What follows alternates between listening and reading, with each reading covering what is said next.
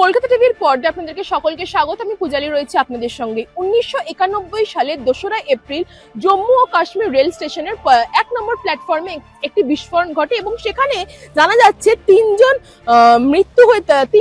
মৃত্যু হয়েছিল এবং পাশাপাশি 18 জন আহত হয়েছিল বলে জানা যাচ্ছে। তাদের মধ্যে কয়েকজনকে গ্রেপ্তার করলেও যে মেন অভিযুক্ত ছিল সে কিন্তু পলাতক ছিল বলে এবং জানতে পেরেছি। ফলে সেই পলাতক ব্যক্তি অর্থাৎ সেই অভিযুক্ত যে মেন অ্যাকিউজ সে কিন্তু নিজের ছদ্মবেশ চেঞ্জ করে জম্মু কাশ্মীরের একটি এলাকায় তিনি ব্যবসায়ী হয়ে কিন্তু তার বসবাস চলছিলেন। অনেকদিন ধরেই পুলিশ তার খুঁটিনাটি চেক করছিলেন, তাকে সব রকম ভাবে তাকে আইডেন্টিফাই করার চেষ্টা করছিলেন, কিন্তু 1991 সালের পর 2026 সালে দাঁড়িয়ে কিন্তু সেই মেন অ্যাকিউজটি কিন্তু ইতিমধ্যে গ্রেপ্তার করেছেন এবং তাকে তার পাশাপাশি আদালতেও পেশ করা হয়েছে বলে এবং জানা যাচ্ছে এবং তার বিরুদ্ধে কিন্তু TADA মামলা রয়েছে বলে আমরা জানতে পেরেছি। তার পরবর্তী ক্ষেত্রে পুলিশের দাবি অনন্তনগরের বীজবহারের এলাকার বাসিন্দা আলতাফ এদিন পরিচয় গোপন করে ব্যবসায়ীর ছদ্মবেশ দক্ষিণ অনুসন্ধান কাশ্মীরে কিন্তু তিনি এক ব্যবসায়ী সেই হিসেবে সেজে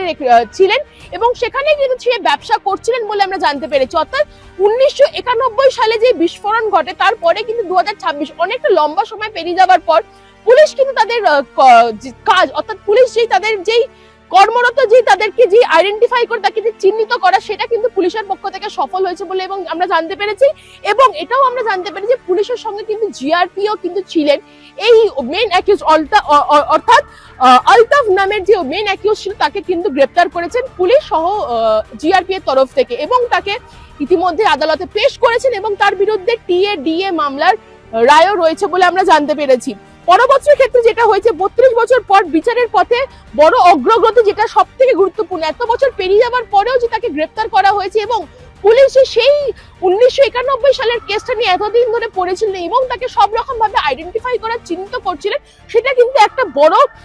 আশ্বাস অর্থাৎ পুলিশের ক্ষেত্রে কিন্তু একটা বড় হোপ, পুলিশের একটা বড় সাকসেস করেছে যেখান থেকে এই 1991 সালের 2রা এপ্রিল যে ঘটনাটা ঘটে তার পরবর্তী ক্ষেত্রে 2026 গিয়ে সেই মেন অ্যাকিউজকে কিন্তু গ্রেপ্তার করেছেন পুলিশ। অর্থাৎ পুলিশের তরফে একটা গ্রেট কংগ্রাচুলেশন তারা অবশ্যই তাদেরকে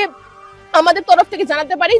যেই বিস্ফোরণ ঘটেছিল জম্মু কাশ্মীরের 1991 সালে সেই বিস্ফোরণ কাণ্ডের যে মেন অ্যাকিউজ ছিল আলতাফ তাকে কিন্তু ইতিমধ্যে পুলিশ গ্রেপ্তার করেছেন এবং তার বিরুদ্ধে কিন্তু একাধিক মামলা রয়েছে বলে আমরা জানতে পেরেছি। এই সব তথ্য জানতে চোখ রাখুন কলকাতা টিভির পর্দায় রাত দিন 7 দিন।